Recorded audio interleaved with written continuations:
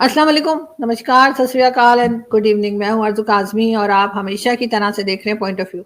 हमारे साथ हैं जी हरी मोहन जी। बहुत शुक्रिया सर कि आज आप आए। Thank you so much. जी बहुत बहुत शुक्रिया, आपने बुलाया। सर आज ऐसी हम बात रिनॉल्ड कर पर्सनालिटी के साथ बैठने का आनंद अलग है, पहचान मिलती है। Thank you. ये तो सर मुझे कहना चाहिए और आपसे बहुत कुछ सीखने को भी मिलता है। और हम बात करेंगे मोदी जी की। मोदी जी जैसे कि फ्रांस गए हैं, लेकिन उसके साथ साथ उनके इस विजिट को आप कैसे देखते हैं? और साथ ये भी कहा जा रहा है कि अब वो आर्टिफिशियल इंटेलिजेंस की जो समिट है उसको भी भारत में जो है कराने की बात की जा रही है। इन दोनों न्यूज को आप किस तरह देख रहे हैं?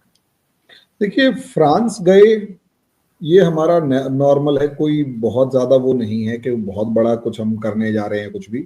आप देखेंगे मोदी जी का फ्रांस, अमेरिका, मेनली फ्रांस और अमेरिका अगर हम देखते हैं, या अरब कंट्रीज में देखते हैं, या जापान वगैरह में देखते हैं, तो ये नॉर्मल विजिट्स हैं। अब नॉर्मल या कुछ स्पेशल इसमें कुछ नहीं है। उसके पीछे का रीजन ये है कि हमारे जो रिलेशंस हैं इन कंट्रीज के साथ, वो इस लेवल पर पहुंच चुके हैं कि एक फैमिली मेंबर टाइप में कहो, या एक इतना कंफर्टेबल जोन में कहो जैसे आदमी घर में घूम के आ रहा है। उसमें इटली भी आ जाता है, सब चीजें। यूके थोड़ा सा एक स्ट्रेसफुल कंडीशन से आजकल गुजर रहा है, लेकिन फिर भी इतनी कोई प्रॉब्लम वहां पर भी नहीं है।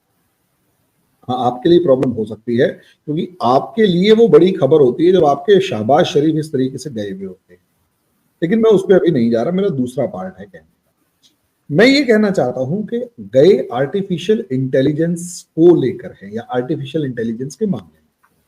देखिए, आर्टिफिशियल इंटेलिजेंस अपने आप में दुनिया के लिए एक बहुत बहुत बहुत ज्यादा नई टेक्नोलॉजी है, जो 2-3 साल पहले चैट जीपीटी आई, और चैट जीपीटी के साथ ओपन एआई आई। अब जब चैट जीपीटी ओपन एआई आता है, तो उसी के साथ चाइना ने डीप सीक भी बना दिया। अब इसका मतलब ये है कि एक तरफ अमेरिका जो सुपर पावर है, वो एक ऐसी टेक्नोलॉजी के साथ खड़ा हुआ है जिससे डर लग रहा है। डर ये लग रहा है कि इससे, इस आर्टिफिशियल इंटेलिजेंस से क्या होगा कि ह्यूमन जो वर्क फोर्स है उसकी प्रॉब्लम आनी शुरू हो जाएगी, और उसको इतनी प्रॉब्लम आएगी, यानी इस टेक्नोलॉजी से ह्यूमन वर्कफोर्स जो है वो अनएम्प्लॉयड होनी शुरू हो जाएगी। वहीं दूसरी तरफ इस एआई से ये भी कहा जा रहा है कि अगर ह्यूमन वर्कफोर्स जो है वो अनएम्प्लॉयड होनी शुरू हो जाएगी, तो पूरी दुनिया के अंदर अनएम्प्लॉयमेंट जो है वो बहुत बड़ा चैलेंज हो जाएगा, एक तरफ। दूसरी तरफ कई बार क्या होता है कि बहुत ही जबरदस्त लेवल पर यह काम किया जाता है कि एआई का मिसयूज करके, चाहे डीप फेक बना लेना, चाहे कुछ भी, ये ट्रेंड भी चल रहा है। इसी तरीके से बहुत सारे दूसरे काम भी हैं जो अभी हम उस लेवल पर सोच नहीं पाए, क्योंकि नया नया है। जब इसके और ज्यादा जैसे कहते हैं साइड इफेक्ट्स फॉर्म में निकल के आने शुरू होंगे, तब पता लगेगा।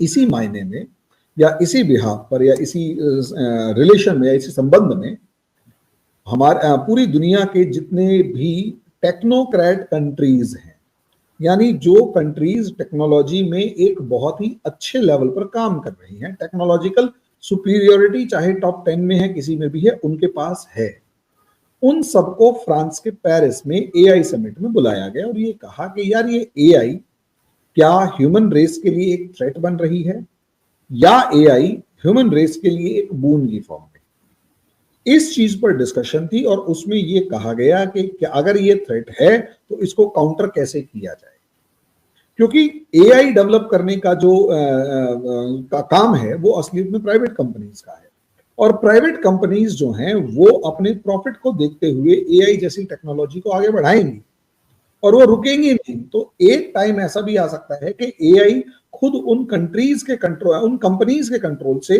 बाहर हो जाए, और ऐसा आउट ऑफ कंट्रोल्ड एआई जो है वो दुनिया के लिए कितना बड़ा खतरा बन सकता है, कितना बड़ा थ्रेट है, ये चीज मैटर करती है। क्योंकि जब भी हो सकता है आप एआई को इतना ज्यादा इंटेलिजेंट बना दे कि वो अपने अंदर के कंट्रोल सिस्टम को ही जिसे कहते हैं न्यूट्रलाइज कर दे, और अनकंट्रोल्ड मैनर में फिर काम करना शुरू कर दे। ये जब चीज आ गई, तो इसी चीज के डिस्कशन में मोदी जी वहां जब बोले, तो उन्होंने बहुत ही सोफिस्टिकेटेड मैनर में बोला कि देखिए, टेक्नोलॉजी शुरू में हमें एक थ्रेट लगती है, लेकिन बाद में टेक्नोलॉजी के साथ, उस पर्टिकुलर टेक्नोलॉजी के साथ जो आदमी यानी ह्यूमंस यूज टू हो जाते हैं और उसके साथ एडजस्ट हो जाते हैं, तो कहीं ना कहीं वो टेक्नोलॉजी उस ह्यूमन रेस के लिए बून साबित होती है। जो थ्रेट लगती है वो बूंद साबित होती है। हाँ, जो पुरानी जनरेशन है वो लेबर फोर्स कंपटीशन से बाहर हो जाती है और नई लेबर फोर्स जो है वो आगे आ जाती है। ये चीज, और ये फैक्ट भी है, अगर आप देखेंगे कंप्यूटर हमारी कंट्री में बैंक्स का कंप्यूटराइजेशन जो शुरू हुआ वो 1985-86 में हुआ। राजीव गांधी जो है वो कंप्यूटर लेके आए और उसके बाद जो है सैम पेट्रोदा से लेकर बाकी सारे के सारे उस कंप्यूटराइजेशन को आगे बढ़ाने लगे और सबसे पहले ये कंप्यूटराइजेशन बैंकिंग के अंदर यूज किया गया। तो जब ये कंप्यूटराइजेशन बैंकिंग में यूज किया गया तो उस टाइम पर जितनी भी पार्टीज है, इवन वो बीजेपी भी थी, ये लोग शोर मचा रहे थे कि यार ये जो कंप्यूटर आ गया है इससे अनएम्प्लॉयमेंट बढ़ेगा, क्योंकि एक कंप्यूटर जो है वो कितने सारे जो क्लर्क्स हैं उनकी जॉब खा जाए। तो इस कंप्यूटराइजेशन का बहुत तगड़ा अपोज किया गया था और याद है कि अटल बिहारी वाजपेयी भी बैलगाड़ी पर चढ़कर संसद गए थे कि यार तुम लोग अनएम्प्लॉयमेंट बढ़वा दोगे अगर ये कंप्यूटर वगैरह आ गया, तो उन्होंने अपोज किया था इस चीज को। तो ऐसी सिचुएशन के अंदर आप अंदाजा लगाकर देखिए कि किस लेवल पर मामला रहा होगा कि अपोज किया। आज वही कंप्यूटर जो है वो न जाने कितने ज्यादा फाइनेंशियल रिफॉर्म्स का एक बेस इंडिया में बन चुका है। हमारा यूपीआई पूरी दुनिया में मशहूर हो चुका है, हमारे डिजिटल ट्रांजैक्शंस पूरी दुनिया में मशहूर है, हमारा रुपे कार्ड जो है वो मास्टर कार्ड और वीजा कार्ड को चैलेंज कर रहा होता है, हमारी जो बैंक्स हैं वो इंटरनेशनल लेवल पर जो काम कर रहे हैं वो एक अलग ही लेवल है। और एम्प्लॉयमेंट इस लेवल पे बढ़ा है कि गांव गांव के अंदर एटीएम से लेकर छोटी छोटी ब्रांचेस खुल गई हैं और वो नेट से कनेक्टेड है। और उसके बाद जब इंटरनेट आया तब डर लगने लगा, लेकिन आज के दिन अगर आप देखेंगे तो इंटरनेट जो है वो कितना सारा एम्प्लॉयमेंट जनरेट कर रहा है। अब किसी टाइम पर हमारे यहाँ कोचिंग सेंटर्स होते थे, टीचर्स जो थे वो बच्चों को पढ़ा रहे होते थे। अब हमारे यहाँ बैच जो था वो 200-250 बच्चों का बन जाता है। अब ये ऑनलाइन क्लासेस आई, एक एक बैच 18 20 हजार बच्चों का बन जाता है। तो कॉस्ट एक बैच को रन करने की 1 लाख, मतलब एक बच्चे की फीस 1 से 1.5-2 लाख रुपए होती थी, उसने उसे कम करके 6000 रुपीज कर दिया। ऐसे में जोमेटो से लेकर स्विगी से लेकर कितनी कंपनीज है, सब चीजें हैं।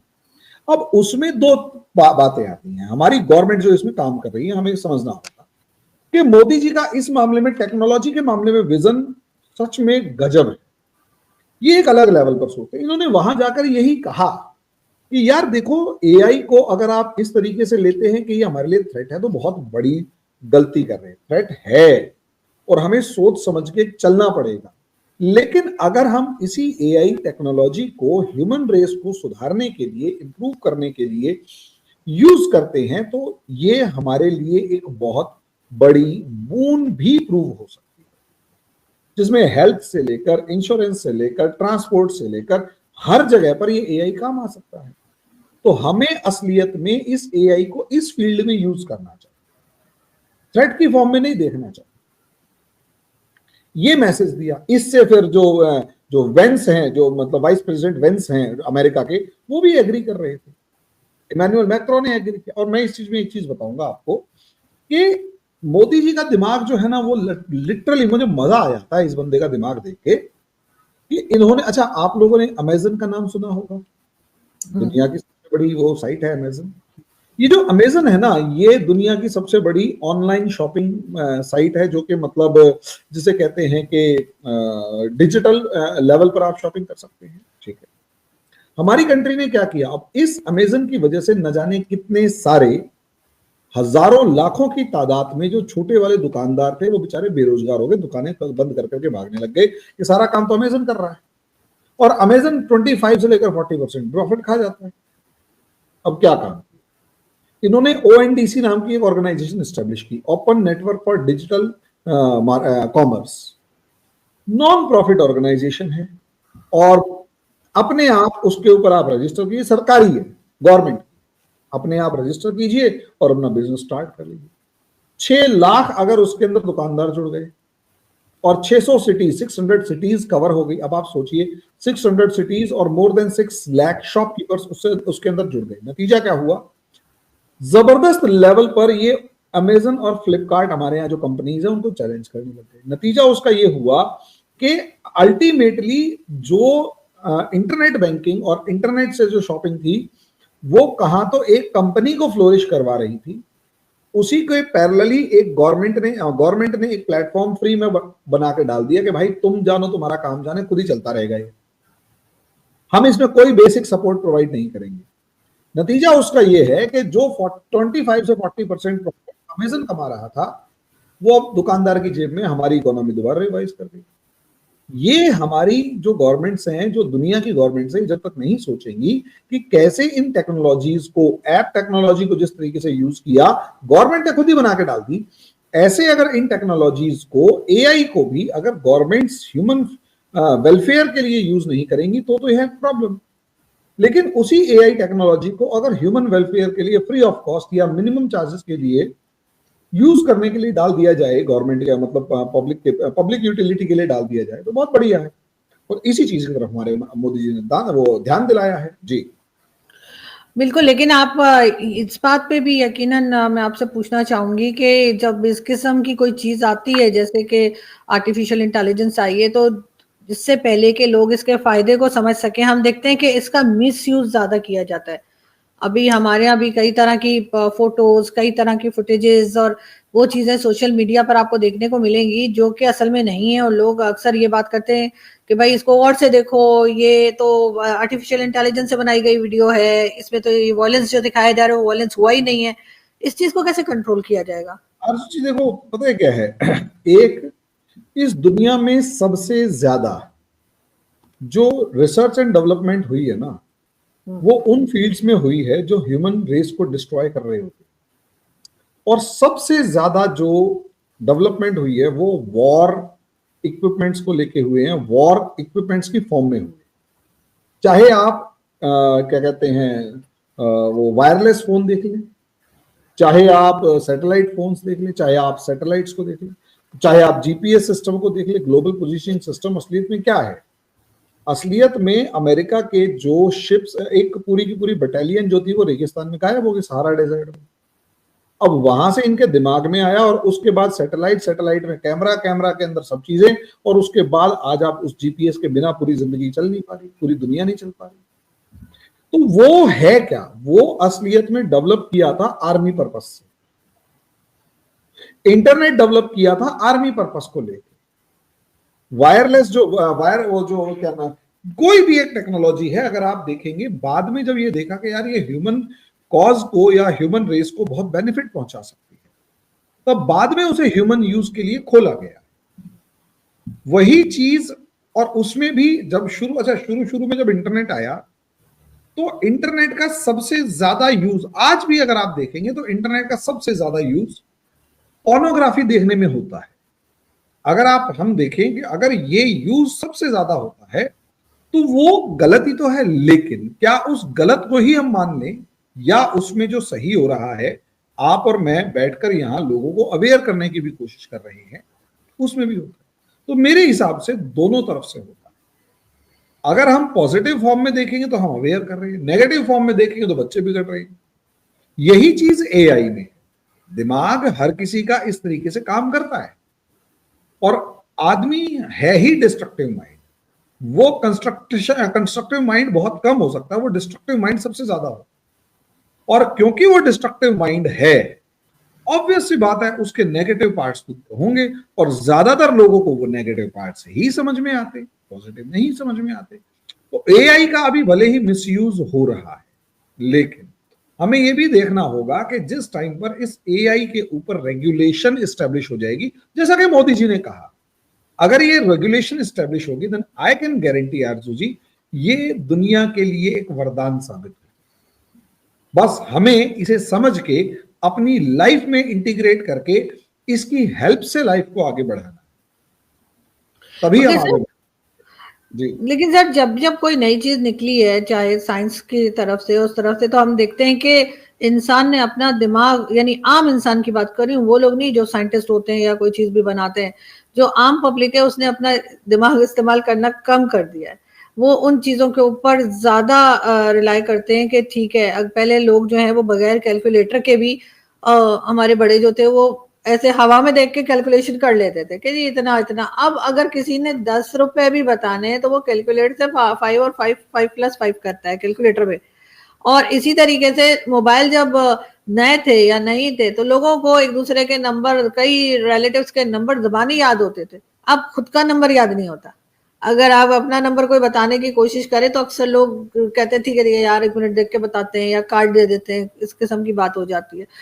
आपको लगता है कि लोगों ने जो है वो ज़्यादा आसान ज़िंदगी जो है वो चुननी या सिलेक्ट करनी शुरू कर दी है और अपना दिमाग कम लगाना शुरू कर दिया आम पब्लिक ने? आरजू जी देखिए, जो इंसान की आप बात कर रहे हैं ना, जब से कैलकुलेटर आया तो लोगों ने कैलकुलेटर के बाद सोचना शुरू कर दिया। गलत, हम अभी बात जो कर रहे हैं ना, मेरे को लगता है आप जो सवाल सोच रहे हैं वो थोड़ा सा उल्टा है। इसे ऐसे समझें कि आप फर्स्ट फ्लोर पे चले गए, आप ग्राउंड फ्लोर पे थे, अब आप फर्स्ट फ्लोर पे चले गए और आपको ऊपर देखने की, आगे बढ़ने की आदत है। ग्राउंड फ्लोर बंद हो चुका है और वो जो रोड है, सड़क, वो फर्स्ट फ्लोर पे आ चुकी है। तो अब आपका जो फर्स्ट फ्लोर है वो ग्राउंड फ्लोर हो गया, मतलब रोड ऊंची ऊंची होते होते फर्स्ट फ्लोर आ गया है। तो जो आपका फर्स्ट फ्लोर है वो वास्तव में ग्राउंड फ्लोर हो गया है, और जो ग्राउंड फ्लोर था वो बेसमेंट हो गया है, और उससे ऊपर वाले जो हैं वो सारे नंबर्स जो हैं वो चेंज हो गए। यानी कि जो ह्यूमन रेस है वो भी इसी तरीके से चलती है। जब उसने एक इन्वेंशन कर ली और वो उस इन्वेंशन की हैबिचुअल हो, तो हमें यह समझना होगा कि उस इन्वेंशन के दम पर या उस इन्वेंशन से जब हम हैबिचुअल हो चुके होते हैं, तो उसका नेक्स्ट लेवल ये होता है हैबिचुअल होने के बाद कि हम उससे आगे सोचते हैं। जब एक इंसान कैलकुलेटर को यूज करने का हैबिचुअल हो गया तो उसने कंप्यूटर बनाया। जब वो कंप्यूटर बनने का हैबिचुअल, यूज करने का हैबिचुअल हो गया तो उसने मोबाइल फोन बनाया। जब उस मोबाइल को भी हैबिचुअल हो गया है तो एंड्रॉइड फोन से लेकर आजकल वो चश्मे वाले फोन आ चुके हैं। वो चश्मे के अंदर ही पूरी स्क्रीन चल रही होती है, फोल्डर वाली स्क्रीन चल रही होती है। इसे आप ऐसे देखें कि अब हमारे को 5 + 5 10 करने के लिए बहुत छोटी छोटी बेसिक कैलकुलेशन छोड़ दी जाए तो बहुत लंबी चौड़ी कैलकुलेशन हमें पेन और पेपर से नहीं करनी होती, जो कि हमारा टाइम ज्यादा ले रही थी। अब उस कैलकुलेशन को करने के लिए मेरे कंप्यूटर कैलकुलेटर ने मेरी हेल्प कर दी। तो मेरे पास जो टाइम बचा, अगर मैं क्रिएटिव माइंड हूं तो मैं समथिंग न्यू सोचूंगा। लेकिन अगर मैं हूं ही एक लेजी माइंड और मेरे को काम करने की कोई आदत नहीं है, तो मैं वीडियो गेम देख लूंगा। लेकिन उस वीडियो गेम का भी पॉजिटिव पार्ट समझिए। पहले इंसान को गाड़ी सीखने के लिए न जाने कहां कहां जाना होता था और गाड़ी में पता नहीं कितने एक्सीडेंट्स करने होते थे। आज के दिन वीडियो गेम का एक सबसे बढ़िया पार्ट है ड्राइविंग स्कूल जो है वो बंद करके एक वो मतलब एक उसके चेयर पे बिठाया तो चलाओ जी, सामने स्क्रीन चल रही है और आप जहां जहां मुड़ोगे वो गाड़ी वैसे वैसे मुड़ेगी। उसमें जो हैबिट है वो एक पॉजिटिव पार्ट है। वीडियो गेम खेलने से भी न जाने कितनी कितनी चीजें निकल गई हैं, वो पॉजिटिव पार्ट है। एयरफोर्स के ऑफिसर्स की ट्रेनिंग ही वीडियो गेम से होनी शुरू हो गई है। अगर एयरफोर्स के ऑफिसर की ट्रेनिंग वीडियो गेम से हो रही है और वो पबजी जैसी गेम्स से बहुत सारे जो कमांडोज हैं उन तक की ट्रेनिंग अगर हो जाती है, तो मेरे हिसाब से कोई बुराई नहीं है। डिपेंड करता है how you are using technology. अगर आप उस टेक्नोलॉजी का यूज टाइम वेस्ट करने के लिए कर रहे हैं तो बहुत बढ़िया है, आप कीजिए, क्योंकि दुनिया में हर जमाने में निकम्मे मिले हैं और हर जमाने में कंस्ट्रक्टिव माइंड भी मिले हैं। अब डिपेंड करता है कि हम चीज को कंसिडर कर रहे हैं। इतना सोच के देखिए, जब से कैलकुलेटर आया उसके बाद जब कंप्यूटर आया, तो क्या कंप्यूटर के बाद दुनिया तेजी से आगे बढ़ी या वहीं रुक गई? आंसर है दुनिया बहुत बहुत बहुत ज्यादा तेजी से आगे।